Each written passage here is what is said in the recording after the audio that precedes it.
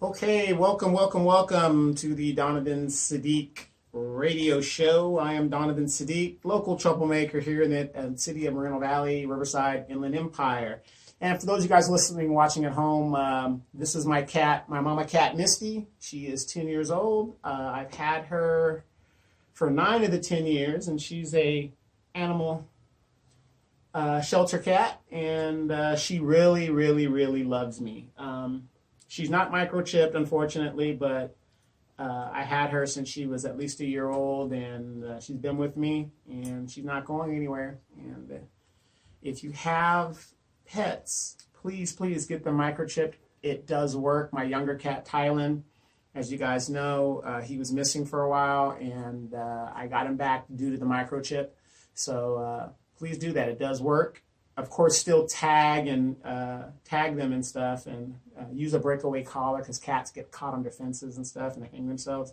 So, but this is my mama cat. She's been with me, never had any babies. And when I say this cat really loves me, she really loves me. Okay, she's a fighter. But anyway, welcome. It is the 30th of January. 2018, this is the year I need to get a new driver's license, and my eyesight is going bad. And here's my dog, Belle. She's in the studio with me. But real quick, I really want to talk about something that's been, it hasn't been bothering me, but it's making me basically laugh. Everybody has homes where they live and cars and things like that. And nobody wants somebody to come to their home and tell them how the home should be set up, when they could come and go, blah, right? Right. So in my situation, I have a Facebook page, and all my friends out there, and you guys know who you guys are. You guys know how I am. I'm very opinionated. If you ask me my opinion, I'm going to tell you. I'm a smart ass. I think I know everything. I do have 11 degrees in different subjects, so I am knowledgeable. So if you ask me an opinion, I can give you an opinion on just about anything. So one thing on my Facebook is, it just aggravates me to the utmost, because regardless of what you believe and what you like and what you don't like, one thing about me is what I don't like. I love debate. But what I don't like is when people try to tell me what I can post and what I can't post on my page. There are millions of Facebook pages out there, millions of news outlets, millions of selections. If you do not like what is on my page, I'm just saying this for clarification, you are free to go and search somewhere else and find something else that you're going to do. But I am going to continue to post on my page whatever the fuck it is I like. And if you don't like it, you don't have to come there. And I'm not saying that to be mean to anybody or whatever. For example, when I see all my other friends' posts, I've got some redneck friends, I've got, people that are this, that way. I don't post my comments or my bullshit on their page. That's what I have my page for, to post my bullshit. And most of you guys know what my bullshit is about. So why would you be surprised? So, and also as a veteran, even if I'm wrong, I don't give a shit, because I've earned the right to say what I want to say. So, I'm not hurting anybody. I'm not going on your page. I'm not going on his page. I'm just putting the stuff out there. Now, there's a misconception that, I'm putting all this negative stuff about black women. Number one, I'm not making the news and going out of my way showing negativity about black women. Black women are doing that to themselves. I don't see anybody complaining when the narrative is, oh, black men are no good. We're thugs. We're this. We're that. We're gay. We're, punks. We don't take care of our children. I don't see nobody defending that and putting up positive stuff about black men. But the minute you agree with what somebody's saying in regards to a narrative, there's a problem. There's a problem. I don't have a problem with the black woman. with black women. My mom is a black woman. I'm a black man. Very pro-black. I do a lot of stuff in the community for black people. I'm not trying to justify who I am and what I'm, because I don't have to justify myself to anybody. But I put up positive stuff. I put up what people perceive as negative stuff. Now, in regards to, let's say, Monique, I've done a show now for 2.5, 3 weeks in regards to Monique. But a lot of black women and black men are like, oh yeah, she's such a troublemaker and she went against Oprah and blah, blah, blah, blah, blah, blah, blah, blah. But yet, this is a black woman and I'm up there saying she needs to get her money. She needs to do what she's got to do. Now, do I agree with some of the things she's doing? No. But Academy Award winner. Where are the comments for that? I only hear complaints about my page when it suits a narrative that you might not like. And I think that's wrong. I produce over 5 shows a week. And a lot of those shows, you've seen my compadre, Demetra, on there. She is hardcore pro-black and, will not let me sit up there and dog black women for no reason or whatever, because I don't dog black women. But I do play the narrative of we can't run around with blinders on our eyes and act like this shit isn't happening. Now, I was just in New Orleans for the holidays with my mom. And we went through the Popeyes chicken line. Some of the worst service we've ever gotten is from black women with their fucking attitudes. And we're not talking about all black women. Of course not. Don't generalize a lot of stuff that I'm saying. We're not talking about all black women. But we're talking about the ones we're talking about. Now, my generation has raised these kids that think that diva bullshit is cute. In my opinion, it's not cute. It's just not. I don't deal with the woman that deals with diva. Everybody, all you guys know, all my friends know, I cannot stand weave. Can't stand it. But at the same time, because I can't stand weave, I'm the bad guy. Oh, how dare you? Hey, that ain't what I said. If she likes it, I love it.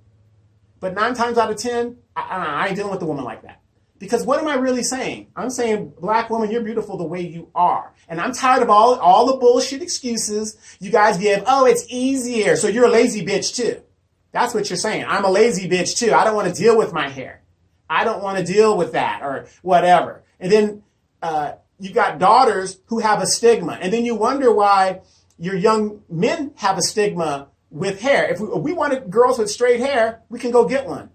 Becky's right over there. She lives right down the neighborhood. We can go get that. And this is what I'm saying. So we did a show like about a month ago. If we can't hold you accountable, what can we hold black women accountable for? Please. We can't tell you guys shit without you guys being sensitive, but you guys are quick to say, oh, he ain't a man. Oh, he ain't taking care of his kids. He's a deadbeat. He's a thug. He's in and out of jail. He's not doing nothing for the community. He don't got a job. Nobody seems to have a problem with that. But the minute you say something that is contrary to the narrative, there's a big problem. Oh, Donovan, how dare you post that on your page? I'm a grown-ass man. I'll be 48 years old this year. And I will post, and let me say this again, I will post on my page whatever it is I feel like it. And if it offends some of you guys, I'm sorry, but those of you guys that are my friends know how I am as a person. Now, again, I don't see anybody tuning into my show, any of my so-called friends tuning in my show, and I don't make you tune into my show. But where are you guys at when I'm doing shows defending Monique and defending all this stuff and putting these issues out and about in the community? But let me talk about Cardi B. Let me talk about Oprah. Let me talk about the Real Housewives of Atlanta. Everybody has an opinion about that. No negative there. And that's the problem that I have. And I wanted to just get that out real quick and tell everybody again. To me, if you're getting upset about it, it must apply. Because there's a lot of stuff that are on people's pages that I don't necessarily agree with, but I keep my opinion to myself. And that's how I handle the situation. But because I know that person is not who they might be that person, but I know who that person really is. And if I have a problem with them, I'm going to message them and say, hey, that post with Adolf Hitler and all that other good stuff and your swastika signs, I know you're not that person.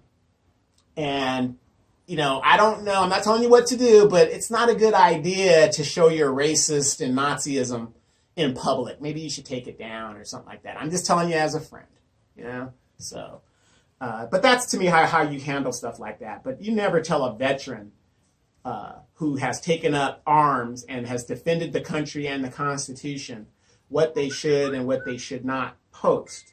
And I think that is wrong, wrong, wrong, wrong, wrong. I'm out there in the community. I do a lot. And I'm not trying to pat myself on the back because a lot of the stuff that I would like to do, I would like to do it anonymously. However, not everybody is brave like me who actually will show their face and put the truth out there. We can't be talking about queens, queens, queens, and you're living on Section 8. That doesn't make sense to me. How are you a queen and queens don't twerk? How is this? But yet, even if I am wrong, I have a friend that is educating me on the idiosyncrasies of women in general, not just black women, just women in general. Some things we agree, some things we don't agree. But I am not going to sign on to the feminist agenda because that's a bunch of bullshit. Men don't need to fight a feminist agenda. Women need to fight a feminist agenda. Black women have no business fighting that bullshit. But anyway, that's my opinion. But do you see what I'm saying? It is my opinion. I'm not putting my opinion on you. But however, a lot of my friends agree with what I post on my page. And I know some of you guys are saying, yeah, but those are your racist friends. However you want to think about it. Again, I was fortunate enough to be raised by a widowed mother who taught me the real deal about life to the best of her knowledge. And she taught me right from wrong. When people talk about life in the ghetto, just because you see me as a black man, every black person you meet doesn't know anything about the ghetto. So that's a misnomer, and that would be a stereotype. So no, I can't speak on the ghetto because I wasn't raised in the ghetto. Have I been poor? Yes, I've been poor. I've been down that road. I know what it's like to eat cornflakes and whatever the deal is. I remember actually one time after my dad had died, I was about 5 years old, and I remember in Santa Ana, California, my mom and me, I remember she was holding my hand and we were walking down this alley in Santa Ana that we would walk down to get to this building where they had the benefits. And my mother had no family support here in California. And, I don't give my mom enough credit, which I should do. But again, as a son, I'm doing everything that I think I can do as a son to show my mom all her sacrifice wasn't in vain. Like I said, I got the education. She's going back to college now. I stayed out of jail. My mom goes to sleep not worrying about, I'm not in trouble and things of that nature. But the one thing I do remember, we went down to the benefits office, welfare office, whatever you want to call it. And I remember I'm just a little child. And I remember my mom was holding my hand and she was in line. And then she, dropped my hand down.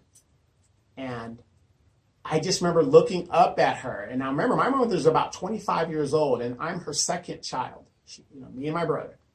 We're 13 months apart.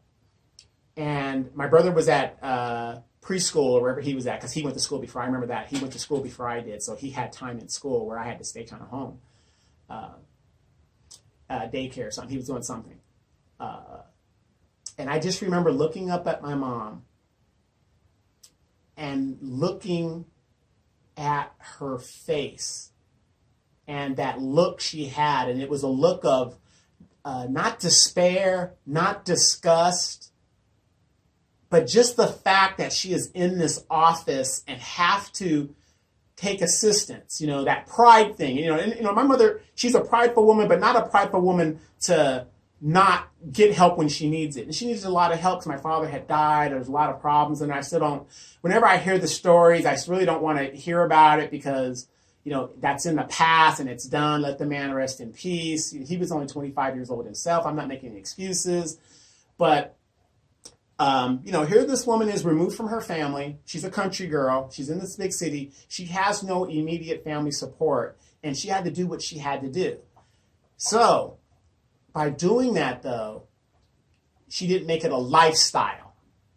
There's nothing wrong with needing help. The problem is when you make it a lifestyle, in my opinion.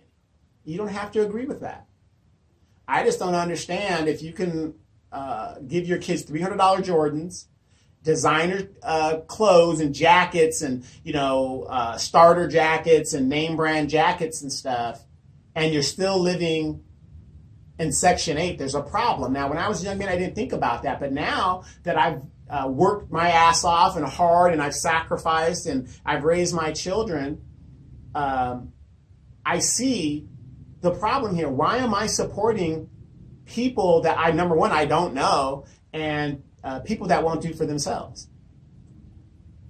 Now, I'm all for the public safety net. Everybody needs that. Everybody needs help. But there does come a limit. I don't understand how able-bodied working people are not working, even if it's in a part-time economy, which is what we have, basically. But nobody talks about that show when we talk about that.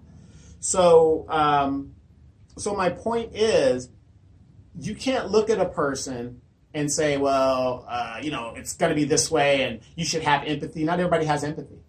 Again, I don't defend Donald Trump. But when you're born with a silver spoon in your mouth, your reality is totally different than everybody else's reality. It just is. He doesn't know what it's like to not eat. He doesn't know what it's like not to have TV and things of his desire. They have no clue of that. I talk to my youngest son all the time, and when I talk to him, I sometimes, ask him, I kind of give him a reality check. You don't know what it's like not to eat. He's never been in that situation. Every time he opened the refrigerator, there was food in that refrigerator. He doesn't know what it's like that. Until this day, I will not eat cornflakes because my mom used to buy cornflakes all the damn time, and I hate it.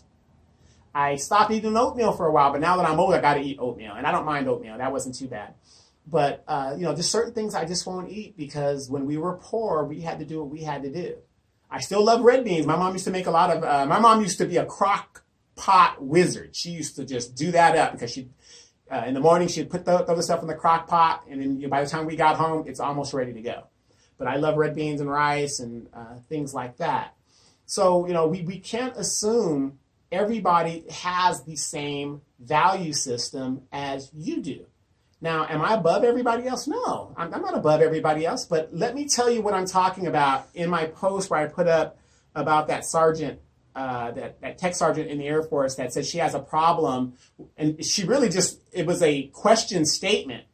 She said, why is it that she always has a problem with her black female troops, and they always have an attitude? You know what I mean? So I'm not defending her. I'm just saying, she's talking her experience. Now, let me tell you my experience. I'm up in Alaska, and I'm an ops officer. Okay, I'm in a flying squadron. There's probably maybe out of 300 people no, it wasn't 300 people. I say, let's say 100 people in the flying squadron. 100 people. 3 of us are black. That's it. 100 people in the flying squadron, 3 of us are black. And we're all officers. Yeah. Why is it that when the maintenance troops or, troops that had a significant number of blacks, when those blacks got in trouble, why were they sent to me to delegate and counsel? Number one, maybe is because I can relate better with them. And, they didn't want to, all this hassle, whatever, and I can understand. And it was funny because this one guy would come up to me and he had a child support problem. He wasn't paying his child support. And the minute he got up to my desk, I, introduced myself and told him, hey, I've got this thing, and the old man upstairs, he wants us to come down a certain way. Basically letting him know that, I'm not making the decision here. I'm following the regulation as was told to me from my boss and my boss's boss, how this is going to go. So I get down there, and I don't really know this young airman. And the young airman is saying, well, is there anything you can do for me? You understand. No, I don't understand. Why would you think I would understand not paying my child support for my child? And this is at the time where these young, people, and I had a problem with that too when I was younger, where you're worried about what the mother's doing with the money. You got to produce receipts, but she doesn't, so on and so forth. And of course, number one, the women are good. Oh yeah, we should have to produce receipts. We should have to do anything. But my child is in t-shirts and Buster Brown shoes, $7 Walmart shoes. Your nail, hair, and stuff is getting done, and you're going on vacations. But we'll talk about that later. So my thing is, you got to provide for your child. And as I matured and and learned from other older people, I don't give a damn about what she's doing with the money as long as I'm paying my thing and I've got my receipts. That's all I should worry about, because if I keep thinking about what she's doing with the money, it would drive me insane. But here's a guy I really don't know, and he wants me to vouch for him. Come on, bro, you understand, right? No, I don't. Why would I? I brought a child in the world. I have to take care of that child financially. And I did that for both of my children because, I was on the road a lot. I couldn't be that father that was there. And me and my youngest son had a talk, and we talk all the time. And, I had to tell him, basically in no stark terms, I would have loved to have been that father, to have, come home and spent more time with him than, we actually did. Because I stayed on the road constantly. And, with the wars that were happening, I was one of those people. I loved my job. I loved what I did. I loved to travel. And that's what I was built for. It was like a drug. I was addicted to what I was doing. And I did it very well. For those of you guys in the military, my friends, you guys know that. I mean, there wasn't a mission I wouldn't go on. I mean, if nobody wanted to go on a mission, I'll take it. It's going where? Australia? I'll go. Iceland? I'll go. Barrow, Alaska, 60 below? I'll go. Because, when I was younger, I knew then the opportunities to go to these places might not present themselves ever again. And I was known in Alaska as Mr. Reliable. And when you're Mr. Reliable, I mean, they can call me with 3-4 hours notice. I have a bag ready to go. If somebody got sick or something at the last minute, I'm there.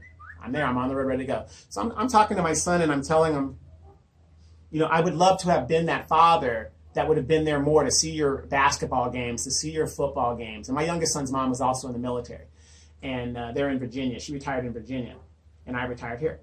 And, and the funny thing is he understands, but I told him, I said, son, you got to understand this. When you have children, you got to make some hard decisions. And he was like, well, he's trying to understand what I'm saying. So I said, look, I could have been one of those fathers that have stayed there and, got a, regular job or, something like that, or just done something different or not re-enlisted or,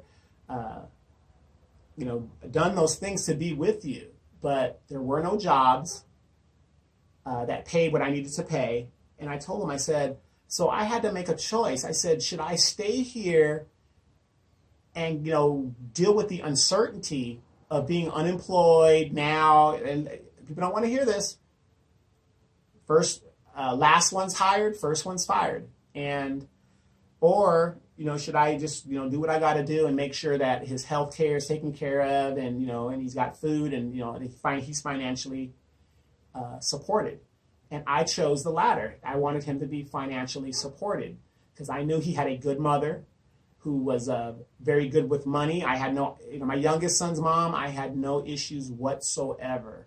One of my best friends,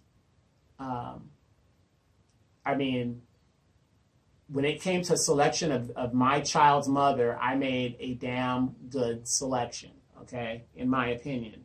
And he turned out to be a really good son. And you know, she's a little bit of a tomboy, which is really good.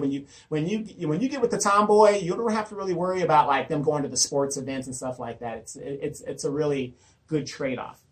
So, you know, and then he understood. He really understood, because I didn't have to apologize, and I never will, you know, to my sons. I'll never apologize to children for decisions I have to make. But just like I told them, don't worry about those years. I said, but now you are in a position to make decisions for yourself. And he loves going to college, because that was something that I blew. I had an opportunity to go to college, but I couldn't handle it at the time. And I knew it. So I ended up joining the military. Not after the college, but in conjunction with it. I just couldn't handle it. And he goes to HBCU, which is a historically black college, and he's having the time of his life. And I talked to him the other day, and I said, man, I would just love that experience just to do it. Because I told him, I said, do you know how hard it is to try to go to school, do a job, much less in the military, and raise a family? In today's thing, very difficult. My son was born in 1998. He is 20 years old, just had a birthday. And times were changing when he was little. I mean, you know, so a lot of sacrifices have to be made. But if you ask him, when I talk about women, especially black women, because I surround myself with outstanding black women. Some are so pro-black. Some are just, you know, middle of the ground. But beautiful, beautiful black women. That's what I surround myself with most of the time. Intelligent, beautiful, no nonsense. That's what I surround myself with. So, you know, for those that think that I just unrelenting on black women, well, damn. Am I not a man? You know, when are men gonna, you know, take up leadership in the community? Back in the day, men were leaders. But now they want to castigate us and cut our nuts off, and we're supposed to let them lead. I'm an old school throwback. So one thing I will never do is give up my manhood. I let my wives know that, and that's what it came down to. You know, this isn't a dictatorship. I'm not trying to be a dictator. I'm trying to say I'm going to be a man regardless. Before I'm anything else, I'm a man. And if you can't roll with that, you just can't roll with it. Nobody's keeping you here. And my last wife, that's one of the last things I told her. Nobody's keeping you here. If you leave that door and you go down that road, I'm going to make my decision too. And I'm not going back. And I stood on that shit like a rock. Do I miss her? Of course I miss her. Of course. You know, that would be stupid to say that. That was, I enjoyed being married, especially to her. But at the same time, I have to put my parameters down as a man and say, this is not going to stand. When things were happening in my household that went against what I said, there's a problem. A house divided cannot stand. And however you people conduct your house, in some houses the woman rules the roost, more power to you. Unfortunately, I'm too weak of a man to let a woman tell me how to run my house. Sorry, it's not going to happen. So, oh, you're just a male chauvinist pig. Okay, if that's how you take it. No, I take it as I'm just a man. I'm not a wife beater. I don't beat women. Never have. No, I don't like weave because I think black women are beautiful the way they are. There's nothing better. Nothing. Never dated outside of my, I never dated a white woman. I've dated women of color. Never dated a white woman. But yet, you know, people make it seem like, oh, I'm just so negative. What can we hold you black women accountable for? You know, I think it's an oxymoron when you say, oh, Donovan is just so negative to black women, when I'm just surrounded by black women. And some black women that put me in my place and let me know. And because of them, some of my views have changed. It's called growth.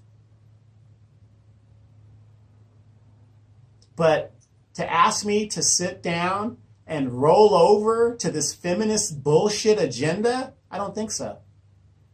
No real man would. You treat your queen the way you want to treat your queen. I have a standard. You say, well, that's why you ain't got no woman. No, because I'm not having it. That's why. And I know that. Plenty of my friends have told me, well, all women have weave, and if you don't want to date a woman with weave, then you just won't be able to date. That limits your pool. Okay, I'm willing to do that. That's why I got a dog. Easily replaced. You know, at my age, it's about companionship. It's more about companionship than it is about the sex. I've had plenty of that. I mean, I can get that anywhere. You know, I'm not great looking like I used to be, but, you know, for 48 years old, I can still hold my own. So, so there's a lot of things with that. So this is my bean, what is this called? The Bean Bean cast, or whatever the deal is. And I kind of want to just keep doing this one. But before I get too long and winded, what I want to say is this. Nobody has the right to tell somebody else what they can and cannot post on their page, their property, their car, their land. Constitution says so. The only thing you can do is, if you don't like it, either avoid that person, and go about your business. Like I said, if you want positive things of black women, since you say I don't put positive things of black women, where's your page? A black woman recently killed, allegedly killed her basketball husband. I don't see any black women saying anything about that. Money that was for their children. Murdered the father, took the father from the children, and blew the money. And she was arrested right here in Riverside, California, and she is right now in Memphis, Tennessee, facing first-degree murder charges. I don't see anybody talking about that. Everybody's jumping down Monique's throat. I don't see nobody defending Monique. Oh, she should bow down to Oprah. Who the fuck is Oprah? What the fuck are you guys smoking out there? So you guys better wake up. If you want to put me in that category, I'm a woman basher, that's fine. I don't have a problem with that. You can put me in that category because it's not true. But you can do what you want to do. Like, I'm going to continue to do what I want to do. So, again, for those of you guys that know me and have gone on my page, and my page is not public, I'm going to put what I want to put on. And I happen to agree. And let me get back to my original point of where we were going with that. That tech sergeant experience is no different than what I've experienced in my military career. Do I say all the young airmen and people acted like that? No. But I noticed there was a significant problem with the black females. Attitude. I can't do anything about their attitude, but I can change their behavior. But I was unfortunately in a unit that didn't have a lot of black male or female members. Flying squadrons predominantly do not have a lot of black members. They just don't. Like I said, my squadron in Alaska, 100 people, 3 of us were black. I got stationed in McGuire. I think there was 200 of us there because we had C-141s. We were converting to C-17s. I think there was like maybe 150 of us. Maybe 25 of us were black. So there's still a bad disproportion of representation in the flying squadron. So my interaction was very, very low. And I'm going to tell you, but in the ones that I did run across, very bad attitudes. Very bad. This diva attitude, like it's cute. Shanae, that bullshit. But you guys continue to go ahead and defend that. But that woman's statement to me was her experience. And I'm not defending it. Maybe she said it wrong, but it was more like a question and a statement. Why do they always have an attitude? And if you guys have listened to my other shows, which I know a lot of you don't, because then you wouldn't be saying what you're saying, I always tell Demetra, when you wake up in the morning, and let's say it's 7 in the morning, 6 in the morning, 8 in the morning, 9 in the morning, you're just getting to work. Try to say good morning to a black woman, a young black woman. Look at her fist. I would sit in the airports or whatever, and you look at their fists that early in the morning and their fists are already bald. You tell me there's something wrong, or they got this mad expression on their face, and it's early in the morning. But we have the problem. Hey, good morning. They just walk right past you, like they don't even see you.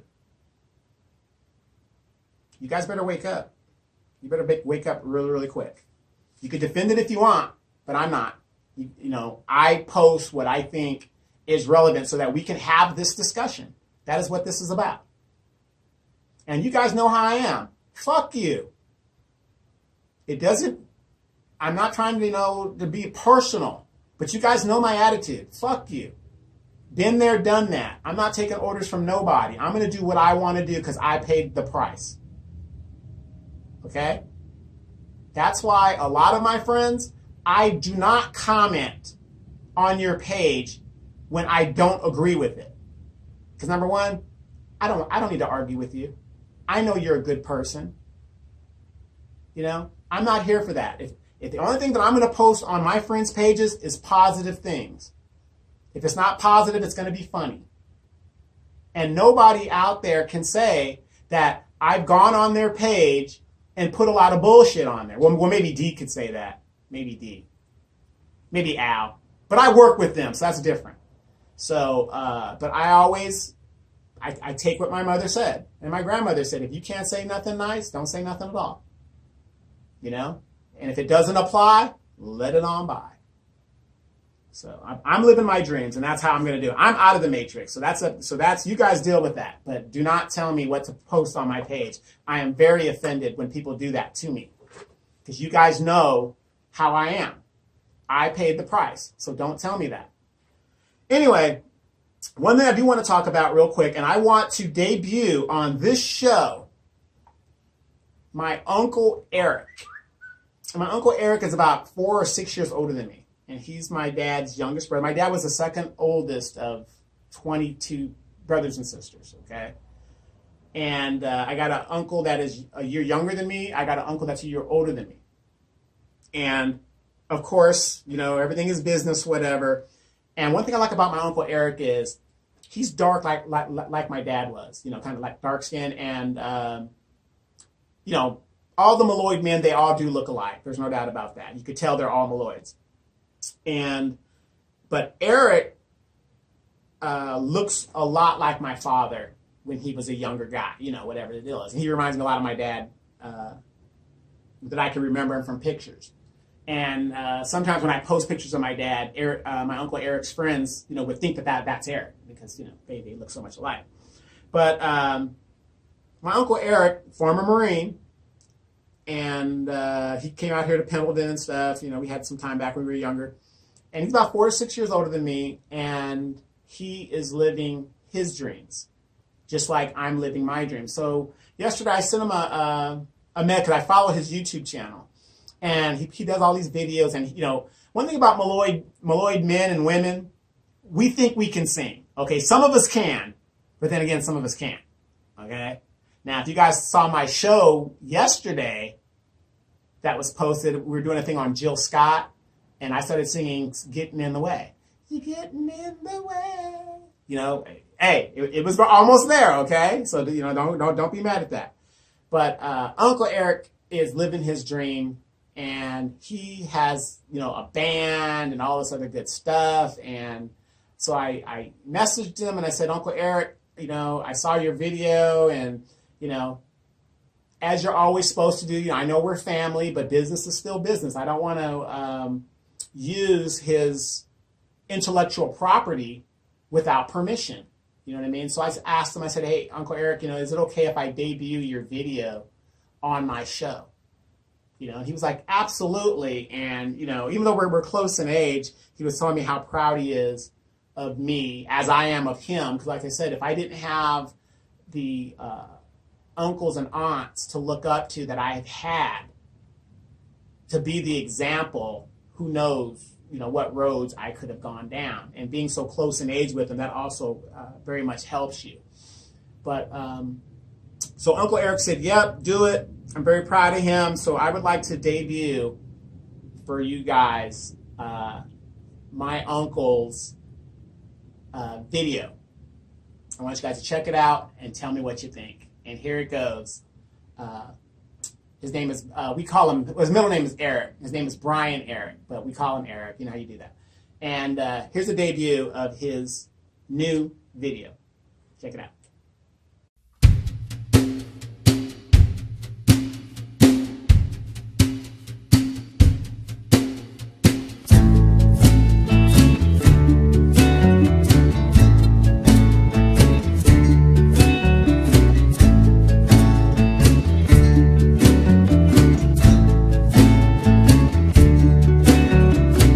I love your smile, love your face. I love your style, I love your grace.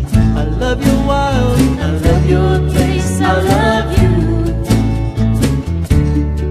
I love you.